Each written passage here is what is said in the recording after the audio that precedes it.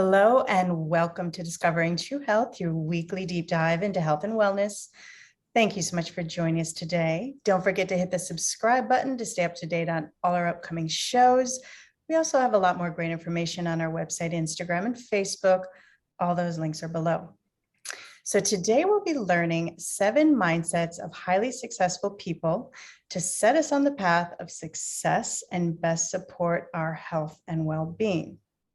Now, achieving great success in any area of our lives, whether it be losing weight, healing from an illness, achieving career success, improving our financial situation, or overcoming any obstacle, is all about adopting the right mindset.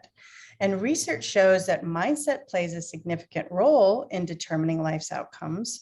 And by understanding, adapting, and shifting our mindset, we can improve our health, decrease stress, and become more resilient when challenges arise. Now, even at the physiological level, our thoughts can affect our breathing, which in turn create a domino effect in our body, resulting in fight or flight or relaxation. So how we think directly affects the outcomes we produce, not the other way around. And it's our thoughts that determine our decisions and actions, and our behaviors, habits, and even moods are a reflection of our thinking patterns. So this means that each one of us is fully responsible for the life we live. Now, we also have a gift for all of you watching. My guest today is going to be giving us a complimentary live hypnosis session at the end of the show to instill these 7 mindset shifts for success. So stay tuned for that later on at the end of the show. So my guest today is Luke Chow. He's founder and owner of the Morpheus Clinic for Hypnosis, and he's also a consultant for hypnotists. He's also a consulting hypnotist and certified instructor for the National Guild of Hypnosis. Now, at his practice, he uses results-based hypnosis, and in his work, when creating hypnosis sessions for his clients, his job is to think deeply about the thoughts and mindsets of highly successful people that he then instills into his sessions. So essentially, mindsets of highly successful people are his expertise. So Luke, thank you so much for joining me today. Thank you for having me back. Yeah, it's wonderful that our last session was amazing. And I just wanted to mention for those of you who missed it, it was several months ago. He gave us some great tools to cope with and relieve stress, as well as a live hypnosis session for stress relief. So I'll post a link to that below so you can check that out if you missed it. So I'd love to start with hearing a bit about how important the investigation into mindset is when you create your hypnosis sessions, and what's kind of the questioning process you go through to discover the mindsets to instill when you create these individualized sessions. Well, hypnotherapy, as distinct from, say, psychotherapy, which more people are familiar with, is somewhat of a solution-focused process. And what that means is I'm not as interested in how the client's currently thinking or what they've been through.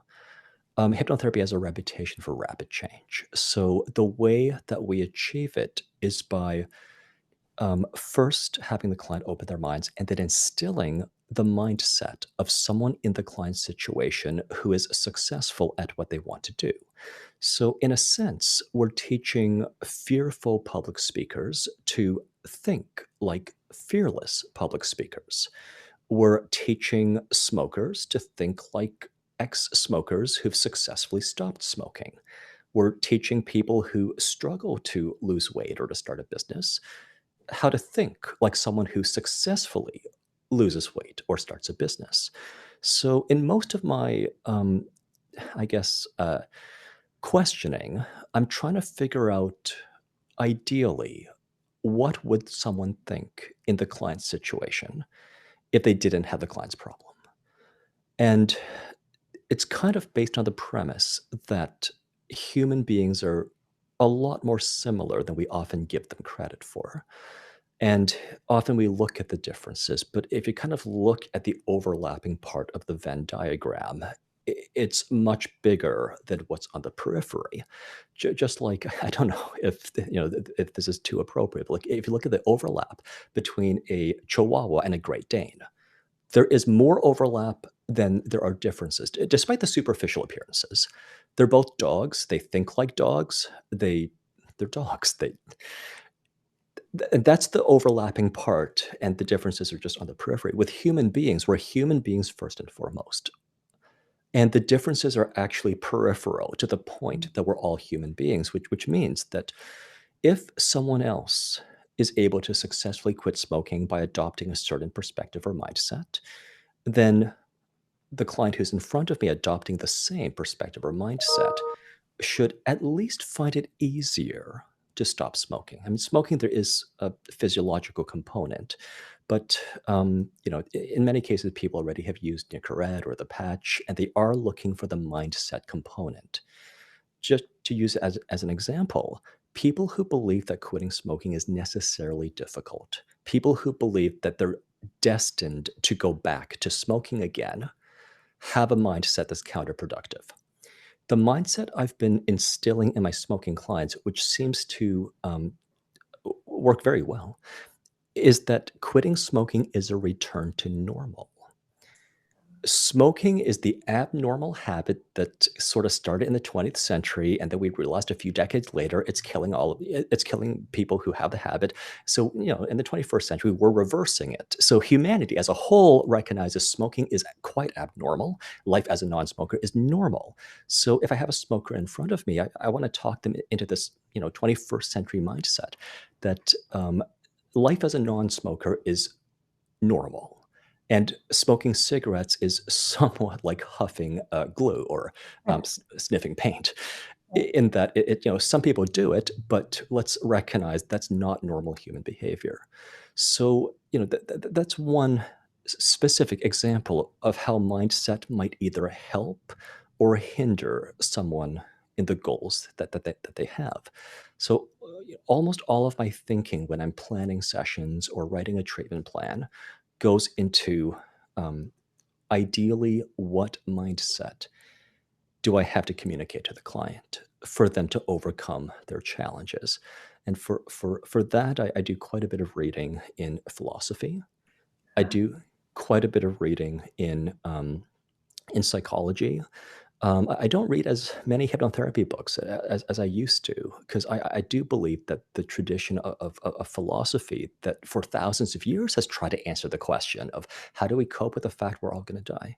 Or how do Mm. we live as a good person during the time we're here? How do we face difficulty? Philosophy has a multi-thousand year tradition of pursuing and then answering these questions. So I read quite a bit of philosophy to get ideas for an ideal mindset for me to communicate to my clients. And it's so fascinating because you've been doing this for quite a long time. And, as you're talking, I was thinking, yeah, that makes sense. Because once you have the skills as a hypnotherapist, those are the skills. But then there's the creation of, you know, you've really spent a lot of years pinpointing, you know, that shift in mindset that is that kind of light switch on or off that needs to be flipped to shift somebody's behavior. Like that's Right. what you spent a lot of time like Well, one mastering. of one of the upsides or downsides, depending on how you look at it, of the hypnotherapy profession is that the expectation when people start is that they'll be done within a few sessions. So people don't have this expectation of their therapist or their chiropractor or their massage therapist. But people have the expectation of a hypnotherapist that they could just kind of go in, listen for a few hours, and then they're done. And I do my best to fulfill the expectation. But to fulfill the expectation, it's not just that I have to be a good hypnotist. It's not just I have to be good at getting the client to tune into what I'm saying. It's also that the perspectives I'm communicating to them after I've asked them to suspend their usual way of thinking have to actually be sound, helpful perspectives. And in a way such that I know very little about the client, and yet what I've communicated is still helpful. And that's where the multi-thousand year tradition of philosophy comes in. Because a book written halfway around the world 3,000 years ago that we can open today and relate to has what I'm going to call universal human truths. It's not just that one person 3,000 years ago and their individual problems, it's actually generalizable to us in the 21st century, no matter where in the world we are. This is what I mean by, if you look for the overlap between human beings, it's much more massive than we often give it credit for. And that's an amazing point, especially right now for all of us to realize, like we are so much more alike than we are different. Absolutely. It's a beautiful concept. Now, let's get into these 7 mindsets. I'm excited to start learning about them. Let's start with our inner critic, that voice within us that's not always very nice. And it's actually been coming up a lot lately in my conversations that we need to fact check our thoughts because they're not always 100% true. And, we need to start questioning them when they come up. And I know for myself, I'm definitely my own biggest critic, and it's not always a nice voice. So how can we get a good handle on the inner voice? And what are some ways and mindsets that we can implement in order to shift that to work in our favor? Well, you have a very good start by recognizing that the inner critic isn't automatically right. It has to be fact checked. In fact, when people examine that line of dialogue, very little of it would be validated by their coworkers or their friends or the closer members of their family.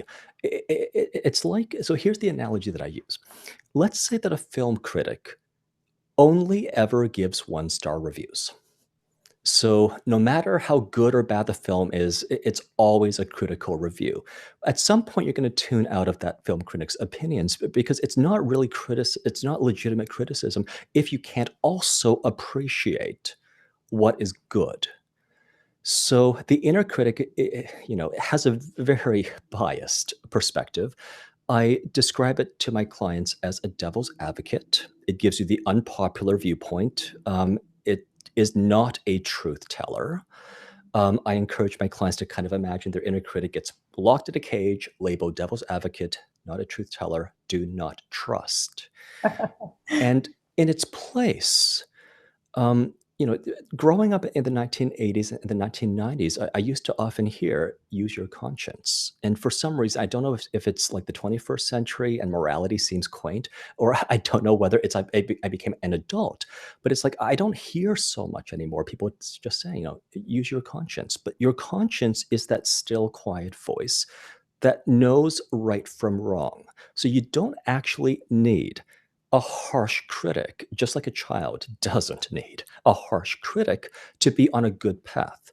You do need that inner voice of conscience that can correct you if you're going down a bad path, but that will also recognize when you're doing well. And if you think about how you might correct someone you love, you might say, well, not like that. Let's do it this way instead, right? That's all the correction that a person needs to then do things differently. And in the privacy of your own head and heart, the same standards being upheld um, won't cause anything bad to happen. If anything, good things happen. So if in your head, instead of the inner critic, you're telling yourself, not like that, I'm going to do it this way instead, then the inner critic actually doesn't have any purpose anymore. Because now you're having the good things you do be recognized by your kinder thoughts. But also if you do kind of make a mistake in your head, you're like, whoops, let me do it this other way. And then you correct yourself. But the harshness is actually not helpful.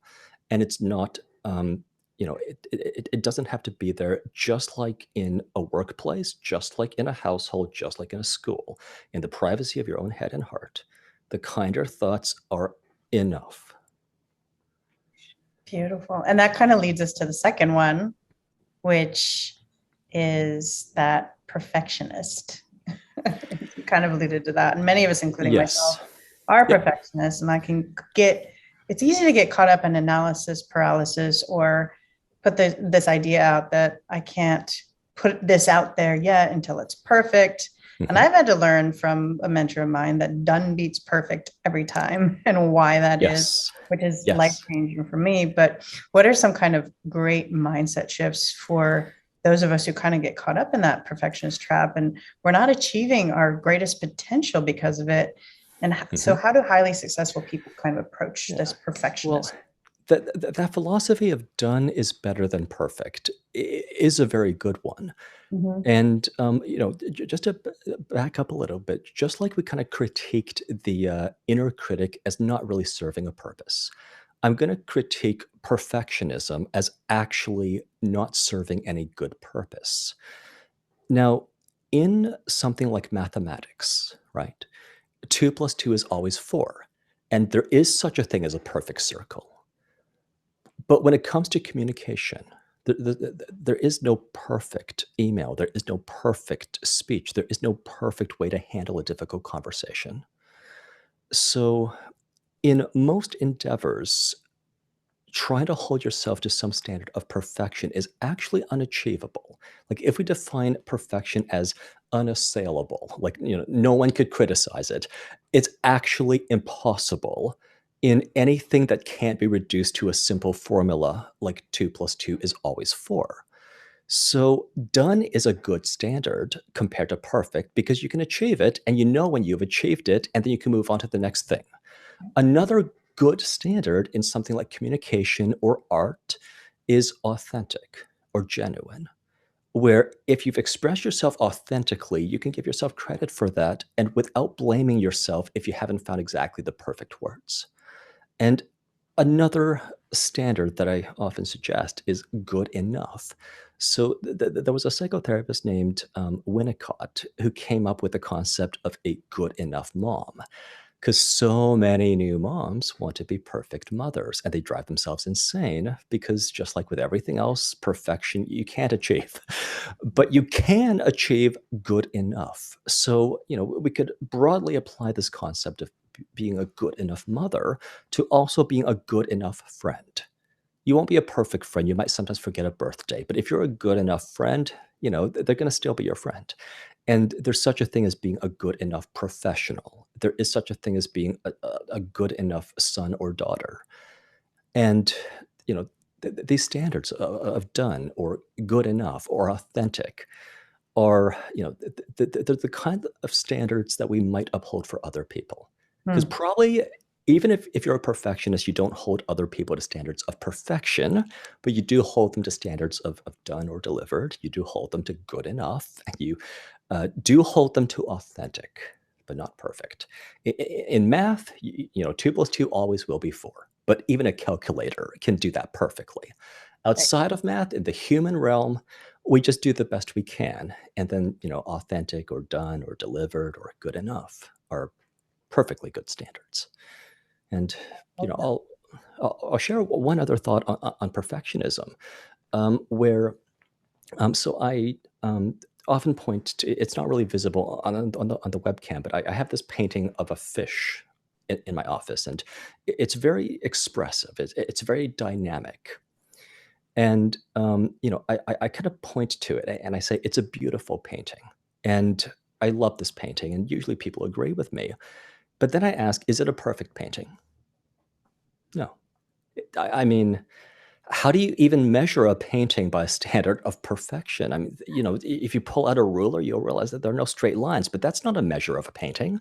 You know, eh, so, yeah, but it is more than good enough to be displayed in my office. It's definitely finished. It's a completed painting, and as far as I could tell, the reason I love it is that it is an authentic expression of what the artist was feeling at the time, such that he successfully expressed his inner vision and his inner world onto a canvas so that I, with less artistic talent, can gaze upon his expression and feel some of what he felt. So that's how I judge art, and I think if we human beings judge ourselves as by these very human standards, then the idea of perfection just makes zero sense whatsoever. I love that. All those mindsets that you mentioned around perfection. And and around that inner critic, it's kind of really, it's giving us, ourselves grace and allowing us to be human, and really kind of, if you take those away and, add in these new mindsets and take away that perfectionism and inner critic, it really opens up this whole nother realm of, possibility, and allowing yourself to creatively express, so you don't feel like you're locked in this cage of perfection and inner critic and stuck in there. Now all of a sudden you have this whole landscape ahead, in front of you. Yeah, and we already give this kind of grace to children and animals and Mm. trees and everything we find in nature. And somehow we count ourselves among like manufactured objects that have to fit a specification. Not AI. But when we walk through a forest, we feel our place in the forest because that's kind of where, human beings, hundreds of thousands of years ago lived primarily. So, um, it's important to remember we are among living beings. We're not among manufactured objects. And that means the standards by which we judge ourselves are going to be different than if we judge ourselves based on the standards we judge manufactured objects, despite, the commodification of labor. And we don't have to talk too much about politics, but despite the world we live in, Right. um, it's important. I would say because of the world we live in, it's important to remember that we're human and we're alive and we're not objects. Right. That is so key. I mean, we need to get back to seeing the beauty and humanness, the beauty and the imperfections, Yeah. and allowing the creation of the expression of our humanness and our Yeah. souls. Often people treat their cats way better than they treat themselves. Some people even treat their house plants way better than they treat themselves when it comes to something like appearance or usefulness or, contributions to the world. Right. Yeah. So when I talk about recognizing your aliveness, that's like a bare minimum standard that actually not everyone's meeting. Yeah, absolutely. That's such an important shift. Now, I love this quote from J.K. Rowling. It says, "It's impossible to live without failing at something unless you live so cautiously that you might as well not have lived at all, in which case you fail by default." Now, in life, there's going to be successes and failures and roadblocks, and failures can really affect our self-worth at times and throw us off track, and sometimes cause us to give up on a passion or dream, or worse, not take action at all and let the fear of failure stop us from taking action. So what are some great ways to kind of reframe failure so it's not completely destroying our self-worth, throwing us off track, or even stopping us from even starting? Well, the concept of failure has a connotation of finality. Hmm. Yet everyone who has, quote, failed, I mean, unless they lost their lives in the endeavor, as long as they kept their life after the so-called failure, they get another chance. They have a tomorrow. They can do more things. So maybe in the context of a project or an expedition or, on a short enough timeline, you could say that that person, quote, failed at that endeavor. On a somewhat longer timeline, their life goes on. And on the longest timeline, you will find the successes. And the idea that, we all have to face failure, I mean, this actually happened to, I mean, almost all of us before we could even really conceptualize a failure, where we all fell down a lot every time we tried to walk, and we all babbled a lot when we tried to talk. Yet, someone who babbles or falls down is not a failure, has not failed at talking, has not failed at walking. They're just going through the learning process. And inevitably, I mean, obviously, some people are disabled, but without a disability, the rest of us will end up walking. And the rest of us will end up talking, regardless of how long it takes, or regardless of how much babbling we did before we spoke our first sentence. And sometimes when we become adults, we kind of have this false idea that we are the way we are, and the learning has stopped and the growth has stopped, so we're fixed as we are. And that's of course not true, because the idea of being a lifelong learner is every human being has the capability to be a lifelong learner. Not everyone chooses to exercise that capability. But if you see yourself as a lifelong learner, then failure's not really a concept, right? Um, so to me, when I hear the word failure, I think automatically the client's probably thinking on too short of a timeline. Right. On a longer timeline, they can kind of see where that endeavor, that experiment fits into the grand scheme of things on their lifelong path to being the best that they can be. Hmm. There's also the old Thomas Edison, I think it was Thomas Edison, who said, I haven't failed to invent the light bulb 10,000 times. I've discovered 10,000 ways not to make a light bulb. I'm paraphrasing, and I think it was Edison, but there's that quote. So yeah, I mean, if babies had the concept of failure, none of us would speak. We'd be terrified that our first babbles would, be forever, Right. babbling. We'd be, crawling on the floor, but yet, we're not, because we weren't really born with the concept of failure. And I would suggest as adults, it's also not useful to have a concept of failure as human beings. I mean, individual projects, there is a point where you might decide, you know, this particular project isn't going anywhere. I'm going to say it's in a fail state so I can clear my schedule and do something different. But that's very different from you as a person being a failure. That's the idea I disagree with. And it's also different from you completely, having failed or failed in life or the other things people tell themselves.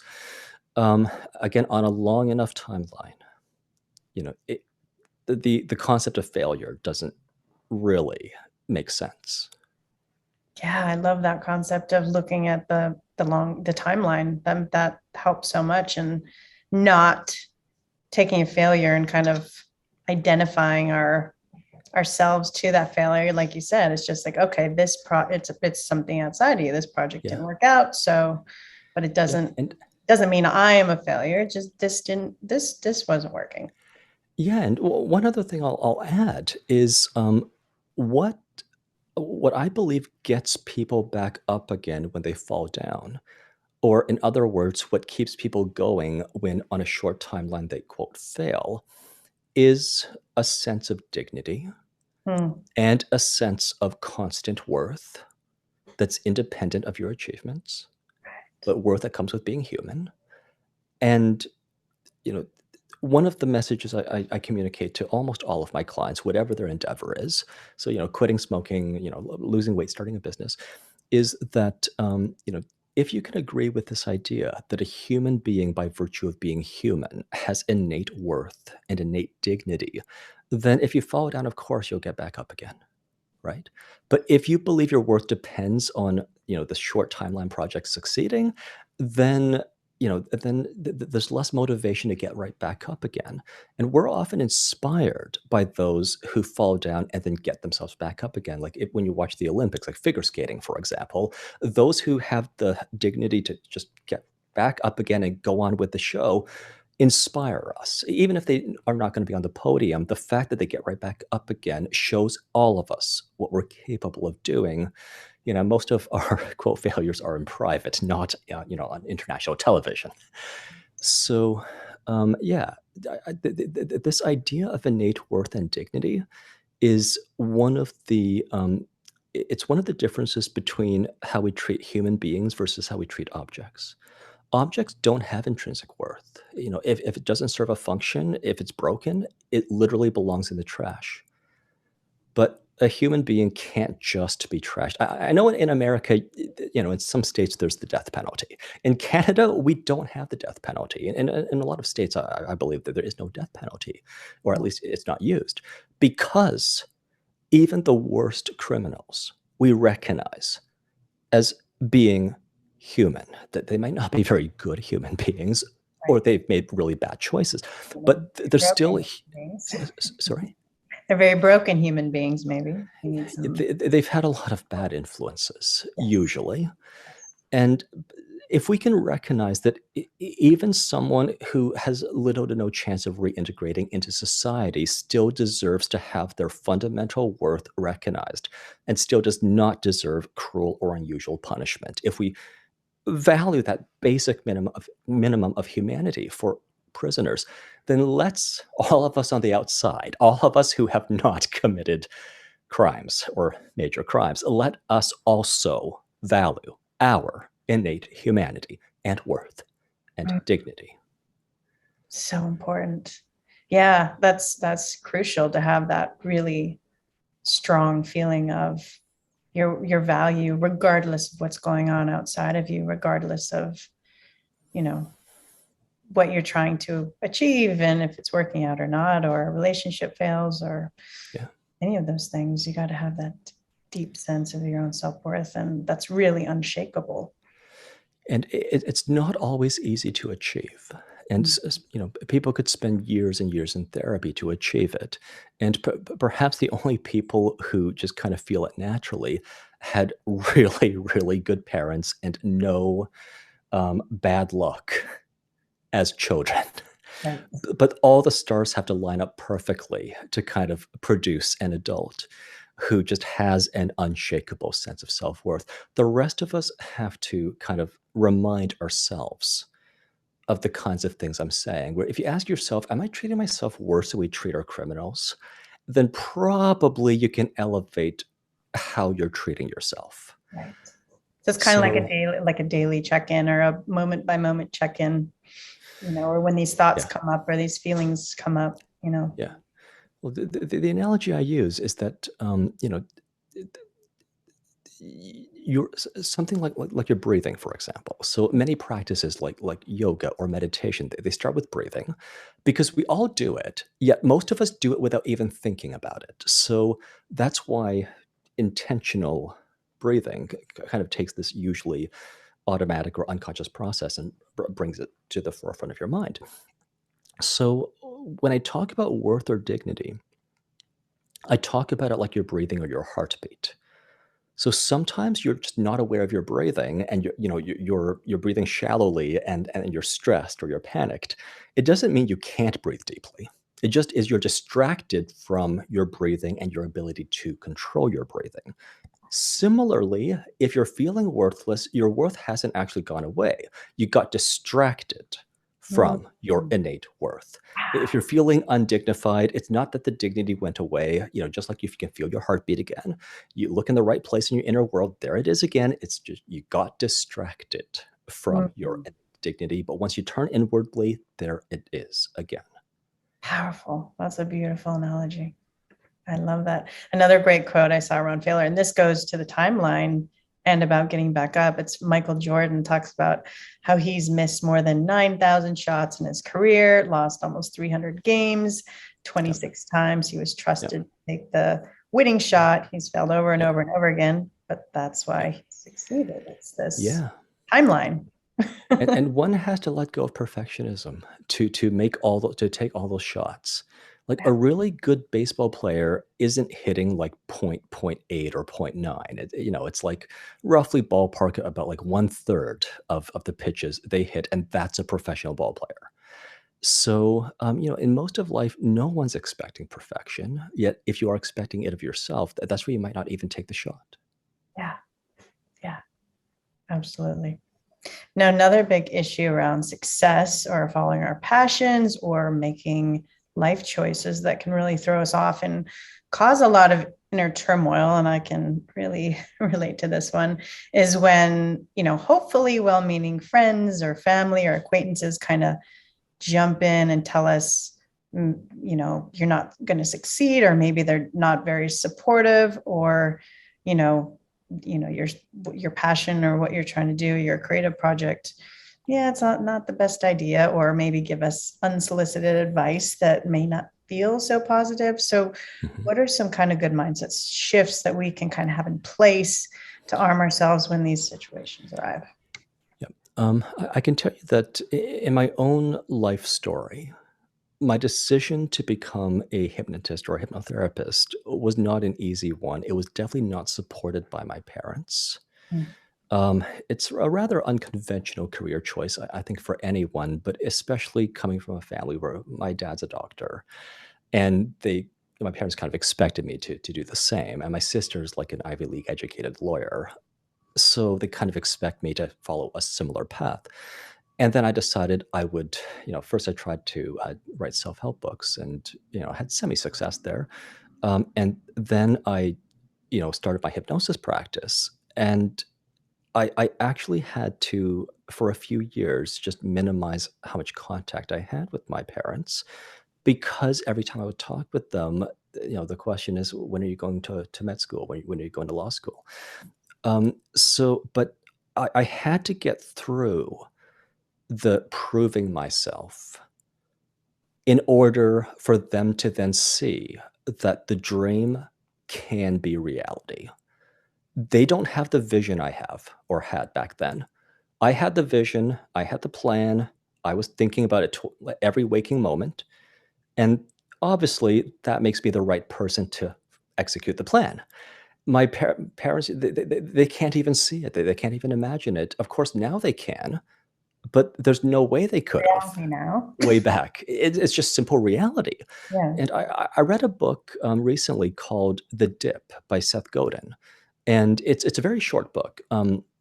But essentially, he talks about how in many endeavors, like if you want to become a novelist, or if you want to become, say, a hypnotherapist, it's exciting at first, and then you have to go through a long grind that most people don't make it through. Mm. But if you make it through that long grind, you can become the best in the world at what you do. It's not necessarily to be the best hypnotist, but to be the best hypnotist of a style like what I do is entirely plausible. Because I know so many practitioners who they start their practice, and a couple years later it's not working, so they kind of give up. And you have to kind of make it through the grind.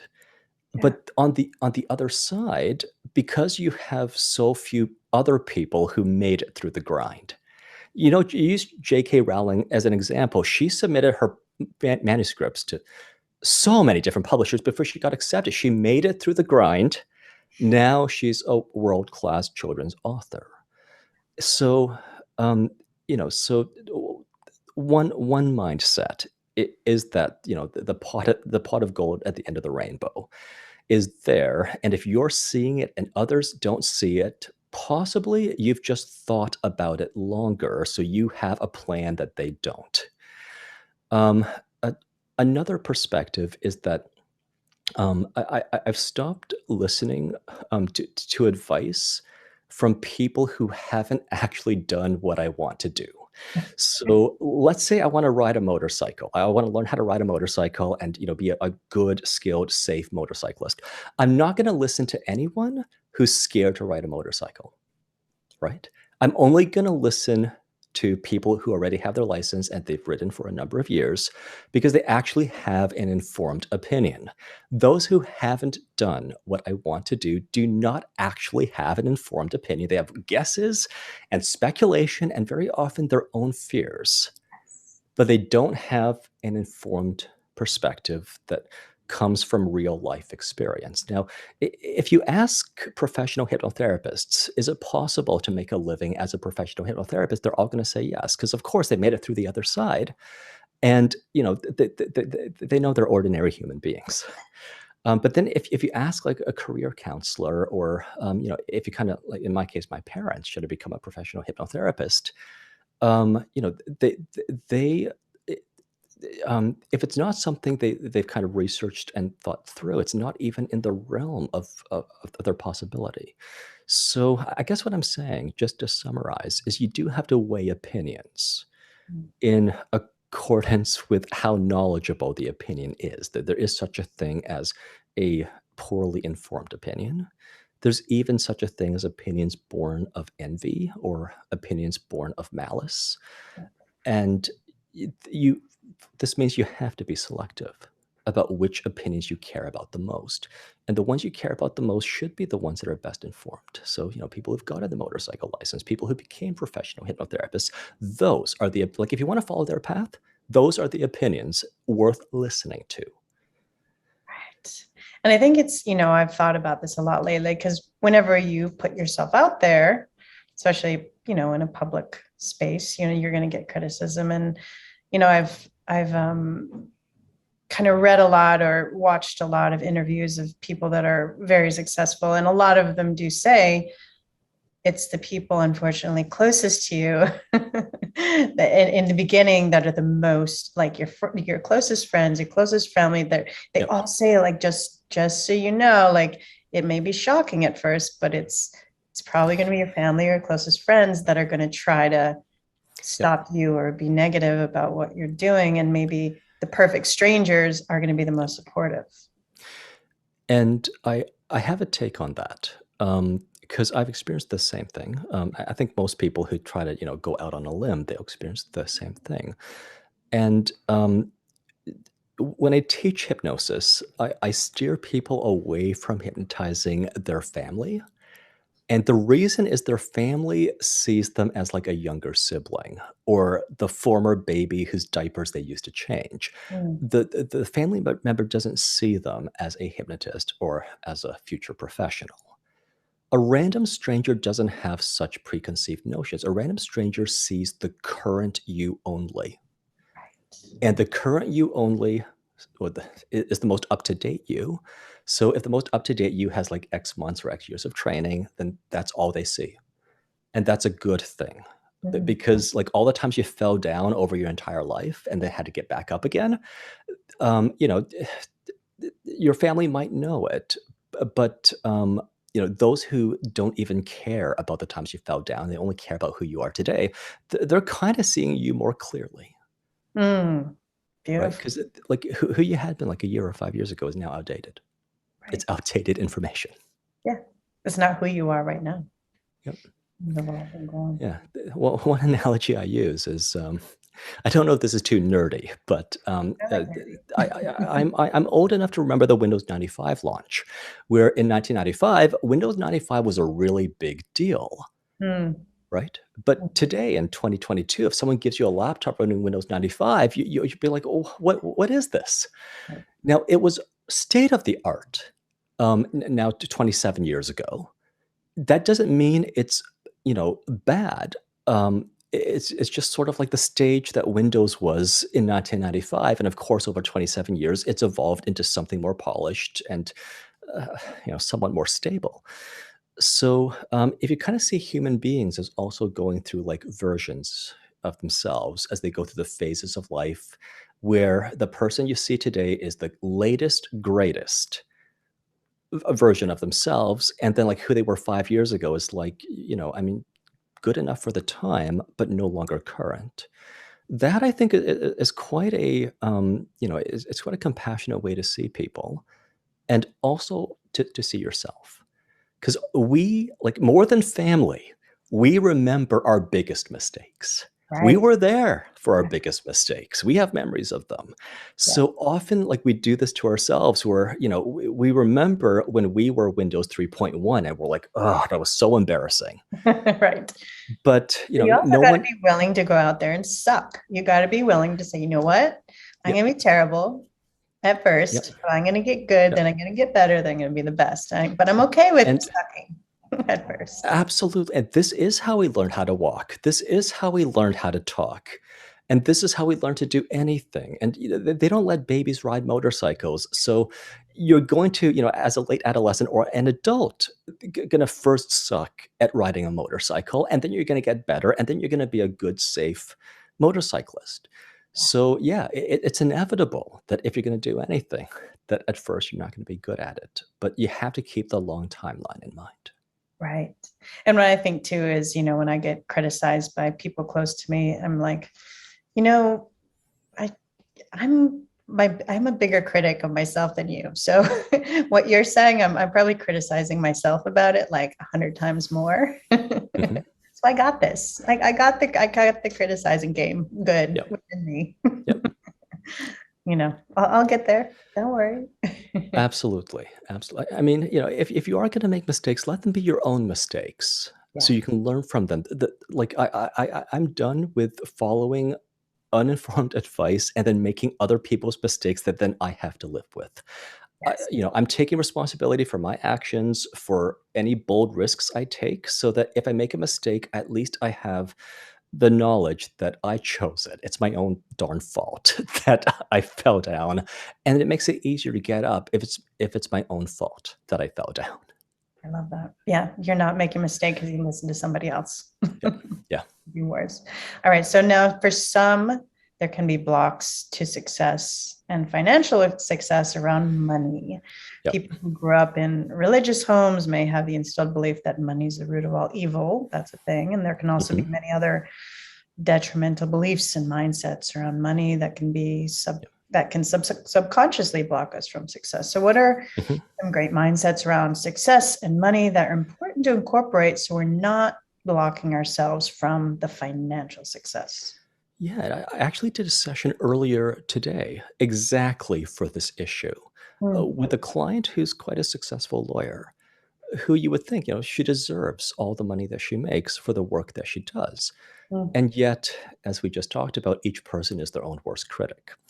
So the quote from the Bible isn't actually that money is the root of all evil. It's the more complete quote is the love of money is the root of all evil. And that's a different saying than saying that money is the root of all evil. very I different. disagree with the idea that money is the root of all evil. I can think of many other causes of people doing bad things, but the love of money kind of misses the point. So the way that I see money is money flows to those who kind of create value for other people. So if I'm doing something that other people want, they're going to pay me, so I'm doing it for them, right? Or if I've created or built something that other people want, they're going to give me money, so I give them what I've created. So when I look at young entrepreneurs, those who focus on creating value are much more likely to make it than those who focus on making money and then they leave less room in their heads for how they're going to create value. Mhm. So, I mean, part of the reason I'm doing these podcasts, and without really asking for much back, is because I see myself as someone who's an originator of cool ideas and cool ways to put familiar ideas. And I see my own inner world being expressed to the world, whether I'm a guest on a podcast or whether I'm hypnotizing someone or making a recording. I see it as adding to the wealth that's on planet Earth, Mm. where if I show up here and I speak, the world is better off than if I didn't. And that gets me up in the morning. That also inevitably means, some people watch the interview and they're like, I like the way this guy thinks. I'm going to pay for some of his time and attention. Mhm. So, if so, money sort of seen as kind of a way to keep score as to how much value you're adding to the world is not at all evil. It's actually a pretty good metric. Now, it is now. This could be a very long conversation. We could do a whole episode or more on this topic. I know some listeners might think, well, what about rent seeking? Like, what about people who make money without adding value?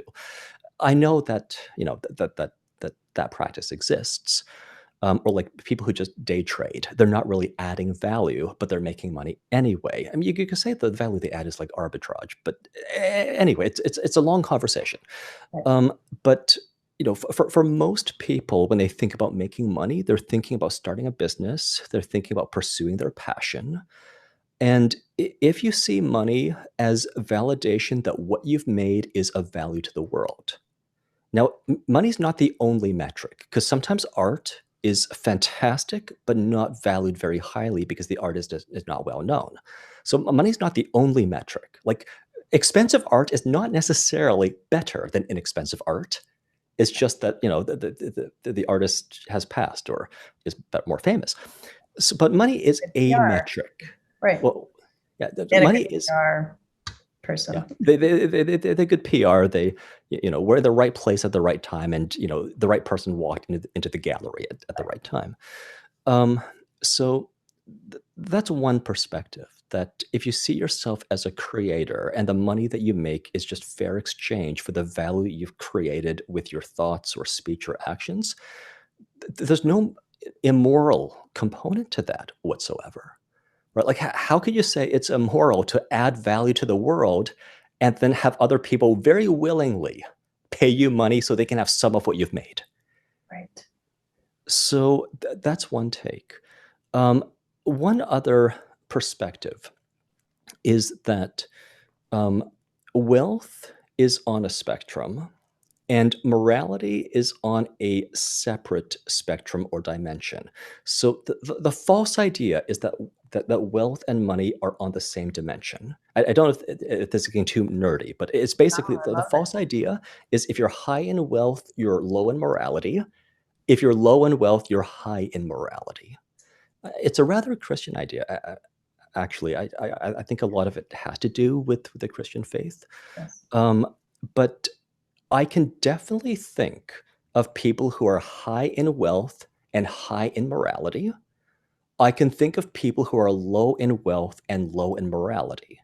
So it's not one dimension. It's actually two separate measures. Right. So what that means is, if you have good values, if you do kind of practice ethical capitalism, if you're good and decent to people, it's very possible to be wealthy and to be a decent, good, moral person.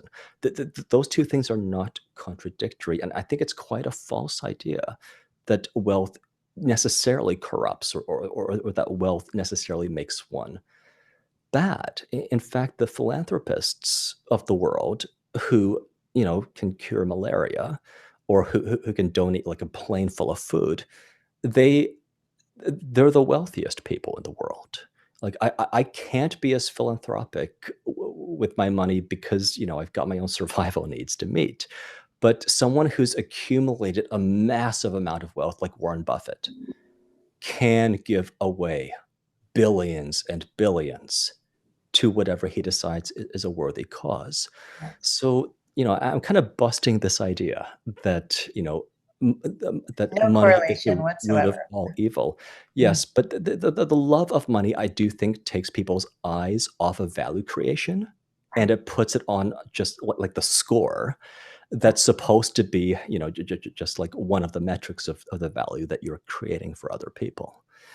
Um, yeah, I mean, for most of us, you know, I believe that wealth will amplify whatever traits you have. Mm. So, if you're a jerk to begin with and you have lots of money, you're going to be a jerk on a bigger, louder scale. But if you're a good, decent, giving person without much money, you're going to be a good, decent, giving person with a lot of money. Right. And yeah, back to the point of the mindset around value creation. I mean, because I've had, a big part of my life where it was more kind of in the survival mode where you're working to make money, and it's all about choosing jobs to make money. Yep. And then, I was lucky enough to take a personal development course where that was one of their core values around money was, Mhm. money is the outcome of creating value in the world. And I was like, oh. So then I shifted my mindset to that. And it changes everything. Like that changes the energy around and everything because, instead of just focusing on making money, and you could be doing something helpful or creating value for somebody, but it's only to make Yes. money, Yep. it leaves you in a different energy as opposed to like you don't have that Yep. passion getting up in the morning like as you Right. do when you're like, all right, I'm going to do this because it's creating this major value in the world, and in turn, that's going to start creating wealth for me. Yep. One other false idea that often people have that kind of puts them in survival mode Mhm. is the idea that wealth or the good things in life are zero sum. So, what that means is that if you're making more money, then you are depriving other people of the money that they have. right? And if you're a good, decent person, you don't want to deprive other people. And I think that's one of the ways that people end up believing that wealth is immoral and then poverty is moral. Um, but value, like the world is objectively getting better. There's less world hunger. Despite events in Europe, there is less war this century compared to the last. By many, many metrics, the Mhm. world is getting better. It's not like if the US is wealthier, we're necessarily making China or Africa poorer. I mean, all countries around the world are all getting wealthier at the same time, which tells us wealth is not a zero sum game. Wealth is something that we human beings create, which means that all of us who are productive, all of us who do focus on value creation, we're literally adding to the wealth in the world, which means we are not depriving other people when we make the wealth that we make. It's like we bake the cakes. It's not like we can only cut up the cakes that exist in the world. We put the ingredients together and we bake our own cakes, which means everyone can have a cake. Right. Oh, I So love that. yeah, the false idea is that wealth is something out there that you got to like take for yourself. But Right. And you're, because you're now getting, you're depriving somebody else. But no, if you're yeah, creating value, yeah, then you are actually adding to everybody's wealth. yeah, like us talking today and Yeah. then putting it on the internet for free adds to the wealth in the universe. Whatever ripple effects this conversation has is going to make the world a little bit better in ways we can. If we're not talking right now, if we're just like sitting on the couch watching, movies, then there's no value that's being created, and the world's, it's not worse off, but it's not better. Right. So it is possible for people to get together, or for, individuals to kind of put things together to literally create and add value to the world. Mm, that's beautiful.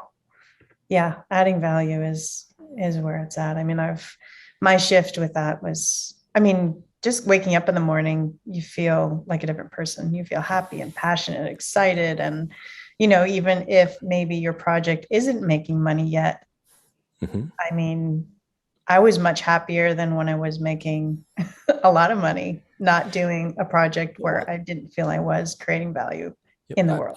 and I was telling you that money is not the only metric of the value that you've created, where a public mural might, the artist might have volunteered their time. There could be no money transacted because the artist painted a beautiful mural in public. But that mural will brighten the day of everyone who walks past it. And that mural is literally creating more happiness in the universe, even if no money got transacted. So I definitely don't want to suggest that money is the only metric of value, because, the ways that art might beautify a space, the way that good ideas might lift, the sayings, a rising tide lifts all boats. That's the mindset to develop when you think about making money, when you think about kind of, if you start a business or write a book or um, create it, it's you're adding to the happiness, and you're adding to the wealth in the universe. You are not taking from others when you create.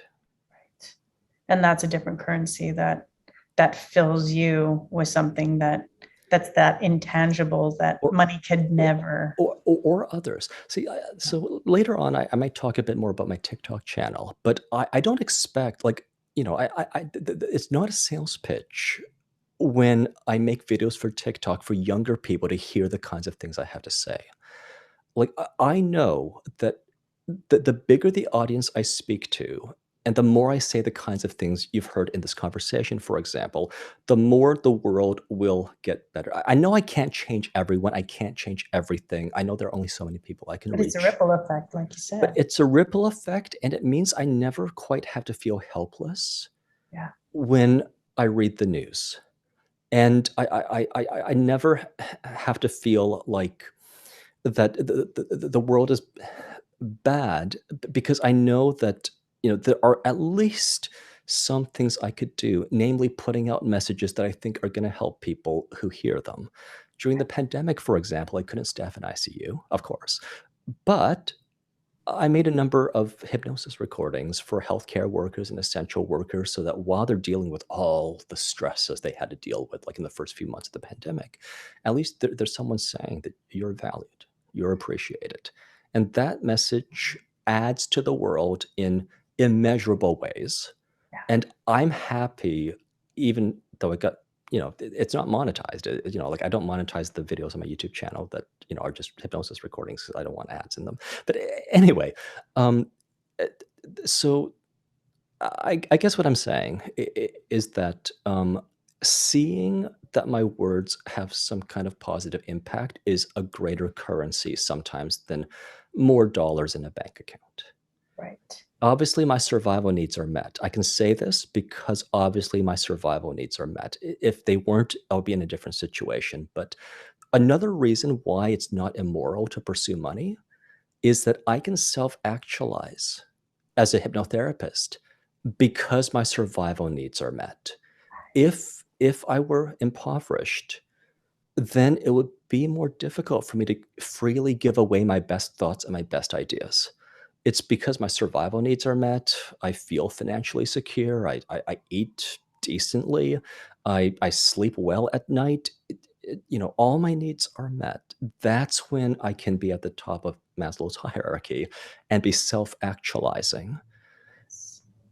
Well, yeah, if we're not fully self-actualized and fully, you know, have built ourselves to a level where we're fully taking care of ourselves, or we have enough to give, it maybe not be money, but we can give ideas and thoughts and Mhm. create, and even, we can give money to others too to help them. But Yeah. yeah, by creating our own wealth, we are in turn helping everybody. Mhm. It's beautiful. And speaking of social media, these Mhm. days it's so easy to scroll through Instagram or TikTok or Facebook and kind of get discouraged with, where we're at in our own journey. And it can really make us feel like, oh, I'm never going to be that successful or that pretty or toned or have a relationship or a Mhm. life that looks like that. So, what are some mindsets to kind of guard us against the pitfall that can kind Yeah. of bring down our self-worth, and Yep. in extreme cases kind of maybe make us give up completely because we're Yeah. comparing or, Yeah. Well, let's look at the problem first. mhm, And you've identified a problem that's been written and talked quite a bit about by a psychologist that I sometimes follow named Jonathan Haidt. And he's a moral psychologist. He teaches, I think, at it's an American university, but he teaches business ethics. And he's published quite a bit about the detrimental effects of social media, especially on younger people. And, like you, I imagine, grew up like playing outside and, riding your bike and that kind of thing. You probably didn't get a cell phone when you turned 10 years old. Like I also didn't get a cell phone when I turned 10 years old because, I'm older. of internet till maybe I was in my late 20s, maybe I was 20. Yeah, and yet you do feel the effects of, scrolling through Instagram and then feeling like everyone has a charmed life and somehow you don't measure up. It's even worse for adolescents or children who are growing up with Instagram, who are growing up with social media. So, like you and I, we were adults. I imagine we were adults when we first started, signing up for Instagram and so on. The next generation has it even worse. And so this is an important message. So first, we've identified kind of the problem. It's not just you and I bantering. There's academic research showing the detrimental effects of social media. But a hypnotist perspective is going to be thought of in terms of, well, how does someone live in a world with social media who sometimes looks at social media but then isn't really poisoned by the toxicity of it and isn't really holding him or herself to the unrealistic standards sometimes seen in social media. So the one thing I keep my mind on. And the one thing I also advise my clients to keep their mind on is that everything you see on someone's Instagram feed or LinkedIn profile or Twitter feed is carefully curated. So you don't see where they fall down. They'll, delete the photos where they fall down. They'll delete the photos where they blink. They'll delete the photos where the wind blows their hair in an awkward direction. They're only going to publish the highlights of their life. Someone's LinkedIn profile, only the highlights of their career, none of the lowlights, none of the times where they fell down. So people are making an apples to oranges comparison when they feel like they're somehow alienated from everyone else who has a charmed life. Because if you kind of compare like your LinkedIn profile with someone else's LinkedIn, like another podcast host's LinkedIn profile, my guess is you measure up. Like, apples to apples, you'd measure up. Mhm. If alternatively, you compare the long journey of your life that led you through many different routes to get to where you are with someone else's long journey that took them through many routes to get to where they are, you would also hold up. But when someone else compares the long journey they took with your Instagram feed, they think you have a charmed life and they wonder why they can't be like you. And they think that your life is, much more um, perfect, I guess, then as you realize, having the behind the scenes look, than it is. Right. And, so the main point I want to make is that let's make apples to apples comparisons. If we are to compare ourselves to other people at all, let's never make an apples to oranges comparison between the messiness of our private lives and the polish of someone else's public life. Um, and, even better than comparing ourselves to others, you know, comparing ourselves to how we had been before, to see our growth, to see our journey, or comparing ourselves sometimes to, how we want to be tomorrow. Those are more useful comparisons because you're never going to get the full story from someone else's Instagram feed. Never, ever, ever.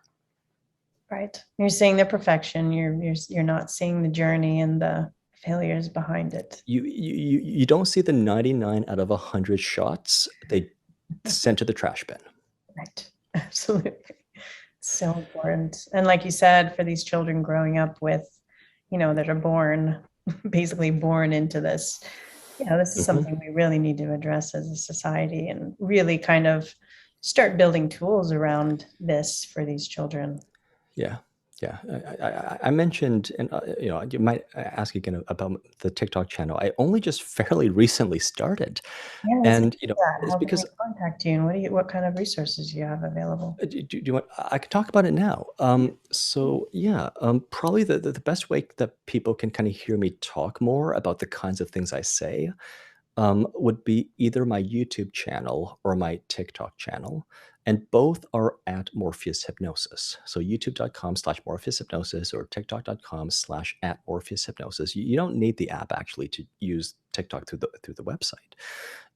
But in both places, I kind of share more thoughts like what I've shared during our talk tonight. And it's because I think um, that these things that I've been sharing here are just not said often enough. And for some people, not said at all. And unless you hear someone say it, you might think you're the crazy one thinking that, sometimes your parents are wrong. So I'll pick that as an example. One of my recent videos on TikTok literally talks about how sometimes your parents are wrong. Now, there are good parents who will apologize when they make mistakes. I'm not talking about them. I'm talking about the parents who have this life philosophy that you never apologize to your children. So they're not going to get it from their parents. This message that sometimes your parents are wrong. If they have a cool uncle or a cool aunt, sometimes they may get pulled aside to hear, hey, when you're an adult, you'll realize this, but you're not an adult, so I'll tell you, sometimes your parents are wrong. Mhm. But for people who don't have good parents or someone to pull them aside, I kind of want to be that cool uncle to say, sometimes your parents are wrong. Sometimes you're right. Sometimes you've thought things through more. Sometimes your parents are stuck in mid 20th century values and, you know, only being exposed to 21st century ideals. Sometimes you actually have, your sense of equality or your sense of unity with other human beings more completely than someone who grew up in a more divisive world. So, um, yes, your listeners can find me on TikTok or YouTube at Morphus Clinic. Oh, sorry, at your listeners can find me on YouTube or TikTok at Morphus Hypnosis. If they do want to engage for private sessions, they can contact the Morphus Clinic for hypnosis at www.morphusclinic.com. I'll write them a treatment plan where I'll list the ideas I'm going to put inside their head before they consent to me putting those ideas inside their head. But I kind of came here to not really to get more clients, but to kind of create some ripple effects so that these ideas can kind of possibly change minds. I'm convinced that if I haven't already, if I keep saying the kinds of things I say on a big enough scale, I'm going to be literally saving some people's lives. If some people go through life never hearing this kind of thing, they think that life is all bad and that's the way it is and it's not going to get better. Yeah. So this gets me up in the morning. It's not just people who pay me for me to put my thoughts in their head. There are some ways I can't change the world. There are some ways I can possibly make a dent on the world. So this is the way I'm doing what I can to make at least a dent on the world. Yeah. And we thank you for that. I mean, mindset is really the start of everything. I mean, it's so crucial. And the seven shifts you talked about today are some really important fundamental ones that I know will help a lot of people. I'll post links below to your social media and your website, and also to mention too, he's got a great YouTube channel. I'll put a link below so you can get some other types of hypnosis sessions. He has some great ones up there. Well, thank you so much for joining me today and sharing your wisdom. You're welcome. Before we move on to I'm really excited about our hypnosis session to kind of instill all these mindsets. Do you have any final thoughts or words around mindsets for us all who want to achieve more success in our lives and, really want to kind of move forward? Yeah, well, I feel like we've covered a lot here today. And, I think what I said last time is that, you don't just have to live with a random collection of mindsets that you accumulated growing up where you did around the people you grew up around. It is possible to listen to a podcast like this or to read a book from an author you choose or to choose your friends selectively so that you are being exposed to the kind of thinking that you might actually want to have because many people they kind of know like the thoughts they do have and they know the thoughts they do have make them miserable but it's not as clear what should they think instead. And it's not just a hypnotist who might kind of sit and think about what a person should think instead, that this is the work of philosophers. This is also somewhat the work of poets and writers and novelists. It's also somewhat the work of musicians and actors, where often it seems like the humanities are underappreciated, but the humanities kind of uh, they help us to feel human. The poet or the painter does a deep dive into their own humanity, into their psyche, to feel the difficult feelings and to go through their inner journey, and then they'll surface, and then they'll express themselves through their medium, and the rest of us looking at their work or reading their work benefits from their journey. So um, I've done my best here to kind of, share my perspectives, but, anyone I would say who does the work of an artist, who does a deep dive into their own psyche to unflinchingly look at their humanity and then come back to say, hey, look, your humanity is okay too. Anyone who does that kind of work, has um, something to say that I think will help you feel like your circumstances are also all right, and that you're also part of the world, and that that good things can happen to you as well. So I'm kind of rambling, but yeah, I think my final thought is that you can pick your influences. Okay. And there are many influences. It doesn't have to be just whoever looks good on Instagram. It doesn't have to be the TikTok video that got 20 million views. You do have a lot of say over who you listen to. You have a lot of say over who you subscribe to. You have a lot of say over what books you read, and it is going to fill your head and heart with the ideas contained in them. So, you you'll be your own best judge as to what kind of media you'll consume, but you do have the choice. Yes. Beautiful. Yes, your diet is not only the food you eat, but what you Mhm. consume as far as mentally. That makes such an impact on your life. Well, thank you so much, Luke, for coming on again today and sharing these incredibly powerful mindset shifts of successful people. And you You're know, welcome. this is really going to help a lot of people, and mindsets play such a significant role in determining our lives, our life outcomes. So thank you so much. I'm I'm glad to be here.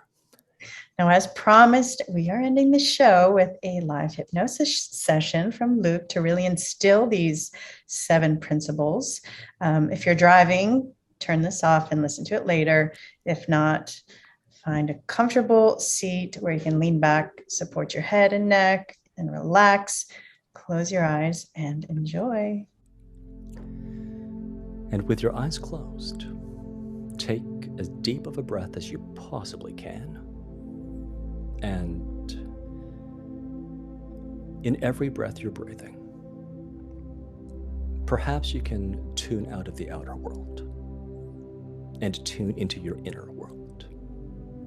And it's the inner world of your better thoughts and your better feelings and your better visions of a better future. Perhaps everything that was just discussed has already begun to fill your head and heart with some good ideas worth keeping. And more, perhaps you will be selective about those thoughts and ideas you will keep. Here you'll have some choice so that you don't just have to keep the random collection of ideas you grew up with. And if you agree with what I say, at least you have a new line of thought to follow. In every breath, you're feeling your own aliveness. And on top of your aliveness, your humanity. And there's no other reason to recognize your innate and inviolable worth and dignity. And you can feel that as thoroughly for yourself as you do for a friend or a neighbor or a member of your family. After all, you are also a friend, and you're also a neighbor, and you're also a member of your family. So it upholds a single standard, unhypocritically, to recognize your innate worth, your innate dignity. That's right. Then perhaps already filling your head and heart with some good ideas worth keeping is telling your body that everything's okay. You don't necessarily have to do or achieve or plan anything in particular before feeling okay. You can actually just recognize the okayness that's right there. Just like you can take a breath and feel your aliveness perpetuating, you can also turn inwardly and connect with the sense of okayness that comes with your human nature. Then perhaps you can imagine a wave of relaxation starting from the top of your head. And it's beginning to further soften the muscles of your face, the muscles around your eyes, the muscles of your jaw, and down to your neck and your shoulders. That's right. And what you're doing here is you're sending through the mind-body link some actually helpful signals. And your body's actually listening very quickly, very carefully to these good, helpful signals. So after today, the mind-body link is not just for mystics and yogis. After today, the mind-body link is your lived experience too. Then feel the softness spread down your back, down the muscles of your back to your lower back. And see if you can send the softness down both of your arms, down your biceps and triceps, down into your forearms, down into your hands and to the tips of your fingers. That's right. Then feel the relaxation spread down to your hips, down to your legs. And I want to give you credit for being the cause of the softness you're feeling, because from here I'm giving you instructions. I'm the coach on the sidelines. I'm not even in the room with you. You're the cause of the softness you feel. So after today, it's clear that you don't just have to send the messages that would cause your body to brace for some impact. You can actually send your body the messages that prepare it for rest, for peace, for comfort, for acceptance, for love. And feel the softness then spread down your legs to the very bottoms of your feet. And from head to toe, you can enjoy this kind of self-generated comfort and relaxation. It's okay to give me zero credit, because you're actually causing the good feelings within. And it's true they don't teach you this in school, but that's why you're listening here. It's to learn what you're actually capable of doing in your inner world, to create a much higher quality experience of life. The good news is it's not just a hypnotist's voice, but also your own conscience that knows what's good for people, that knows what's right, that knows what's fair for all human beings, and that does include you. Perhaps you'll make no more exceptions for yourself. Perhaps you'll uphold unhypocritically a single standard for how you might communicate to a person. And your body's still listening. It's still feeling what you're thinking in your head. And this is how the mind-body link works. Imagine perhaps that you're now descending a grand staircase, and I'm going to count each step down. By the count of one, you'll be as relaxed as you can be, at least today. 10. Then you're stepping down. 9. Feeling good. 8. 7. Deeper and deeper. 6. 5. 4. 3. 2. And 1. Here, you can rest comfortably. You can be with some of your better thoughts and feelings. And where you hear me say something that you believe to be truthful, then you know you're not the only one now.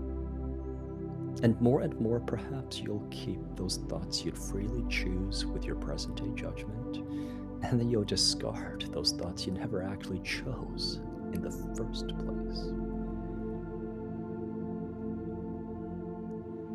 more and more, perhaps there will be room for some of the kinder thoughts, the stiller voices. The inner critic, that loud, harsh, rash voice, is not a truth teller. It's a devil's advocate.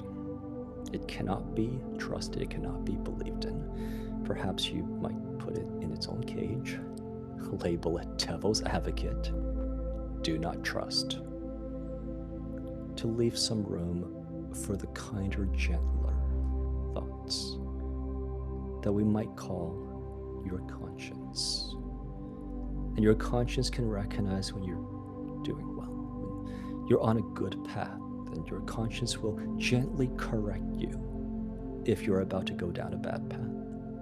Just a very simple, maybe not like that, maybe this other way instead. That's all the correction you need. You actually never needed the inner critic. This is perhaps how you might speak to a child or a younger sibling. And upholding the same standards for how you talk to a person is also perfectly legitimate in your own head and heart. You can dispense with the double standards, with the exclusions. With the inner critic out of the way, perhaps you can reserve perfection for simple mathematics, where it is true that for the rest of your life, 2 + 2 will always be 4. You can get that perfectly every time, and you'll get it right for the rest of your life. Outside of mathematics, perhaps you'll relinquish any ideal of perfection as a worthy standard to pursue at all. We're in the realm of human expression and human communication and human relationships and human endeavors.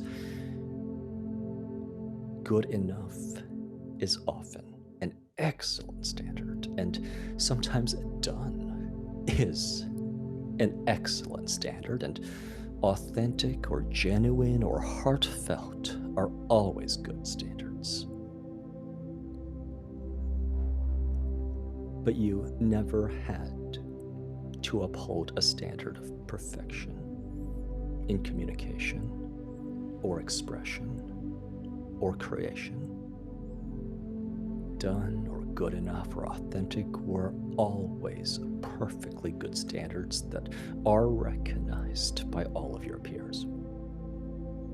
And you'll recognize for yourself too that these are excellent standards that cause good things to happen. More and more, the world itself will show that good things happen. When you live authentically, when you get things done, when you're a good enough friend and a good enough neighbor and a good enough everything, that good things happen despite not even the effort to be perfect. As a human being, you have innate, inviolable worth. If you succeed at something, you get to feel extra good, but the baseline's not 0. Anytime you feel worthless, it's not that your worth ever went away, it's that you got distracted from it. Just like sometimes you get distracted from breathing deeply, or sometimes you get distracted from remembering that you have a heart and a heartbeat. Sometimes you get distracted from your innate worth and your innate dignity, but when you turn inwardly to look for it, there it is again. Because for the rest of your life, you'll always be a human being, and there's no possible future where you're ever just going to be some kind of object. It means there's no future where you're ever going to be, quote, worthless. There are only futures where you preserve your innate worth and innate dignity. And it's just as true for you as it is for every friend. And perhaps as you are selective about the thoughts or opinions you'll keep, you can relinquish the poorly informed opinions and the opinions born of envy and the opinions born of malice, because there is no truth contained in them. You'll keep well-informed opinions. You'll keep opinions that are based on experience or that are based on careful thought, whether those perspectives come from you or from someone else. But you don't have to care about every opinion. You don't have to care about what everyone thinks.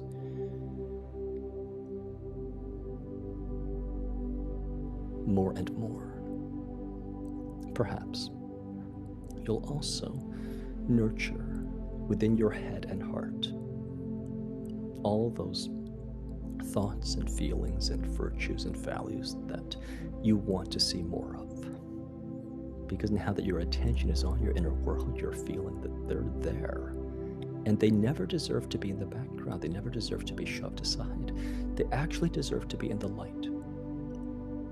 The virtues, the values, the loves, the most deeply held and deeply felt beliefs, they deserve to be in the light. And as long as they're there, it's possible to be a good person and to have, say, financial success or fame or prestige, because your priorities are in order. And it makes it safe to think big, to be ambitious, knowing that you'll be a good person on a grander scale.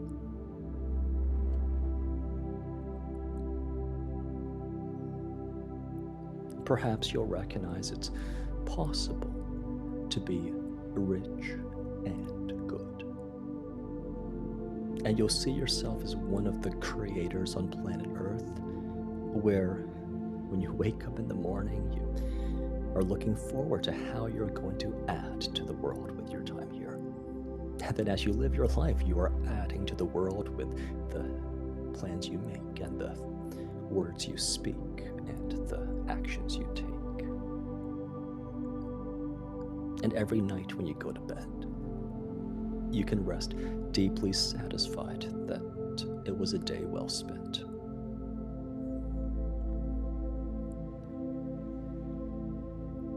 You won't compare the privacy of your inner world or the long, winding journey with anybody else's public image.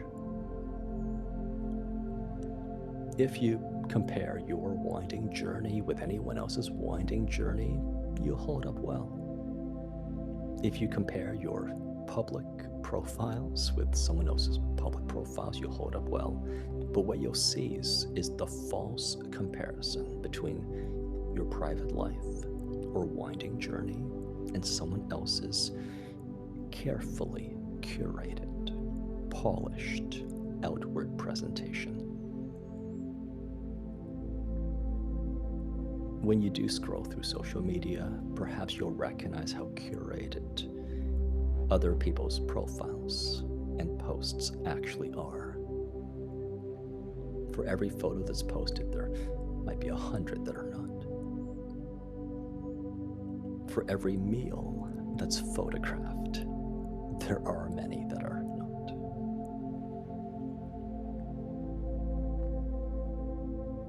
And perhaps then, knowing your winding journey,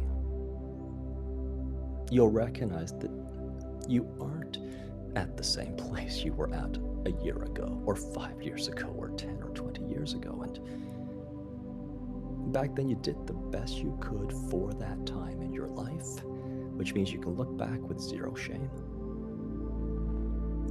You can also see how you got to where you are, and how on a long enough timeline there's no such thing as failure. Because every time in the past you thought you'd failed, You kept going. Your life continued. Even if it's in a different direction, you kept going. And if we are to predict the future, let's make the most accurate prediction that you're going to keep going. That for the rest of your life, you'll sometimes be falling down and getting up and falling down and getting up with an innate sense of worth and dignity in all your endeavors. And for the rest of your life, the things that I've communicated are still truthful. So perhaps you can let these matters be settled.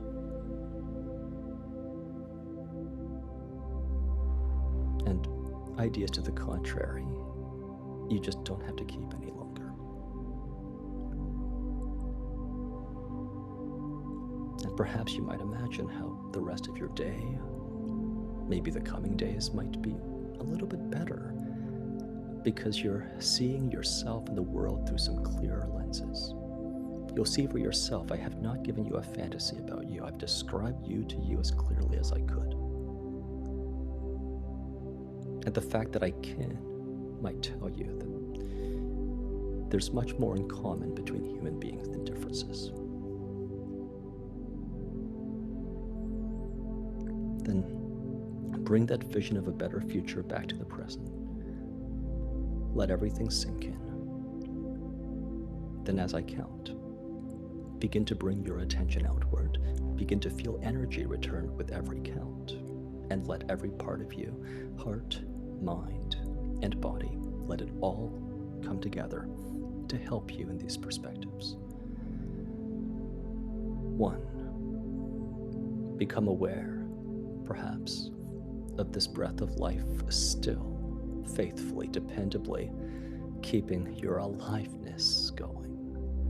And with that, your innate value here on planet Earth and your humanity and all the values you hold deeply. 2. Then notice perhaps where your hands and feet are resting, perhaps light through your closed eyelids or other sounds. Become aware perhaps of what you're doing next and how clearer lenses through which to see yourself and the world reveal that there's actually much there that's quite good. And much of what you thought was bad was just a smudge on the lens and not actually something that persists when you stop believing in it. 3. Then, as you turn your attention to your 5 senses, as you return back to the room, back to the world, perhaps you can look forward to how you'll make a difference in the world, how with a clearer view of how capable you actually are. Perhaps you'll use your presence, your time, your speech, your thoughts, your planning, your actions to help create a ripple effect. Make the world a little bit better because you can. 4. Feel, then, a huge wave of energy start from the bottoms of your feet and go all the way up to the top of your head, making you feel energized, making you feel refreshed, and making you feel wonderful in every way, knowing that you've made a change and you're ready to be back in the room, back in the world out here, to see that here I've spoken the truth, and the world will back up what I've just said. 5. In the time you need for it all to sink in and to fully be back in the room, then open your eyes to return fully back to the room that you're in.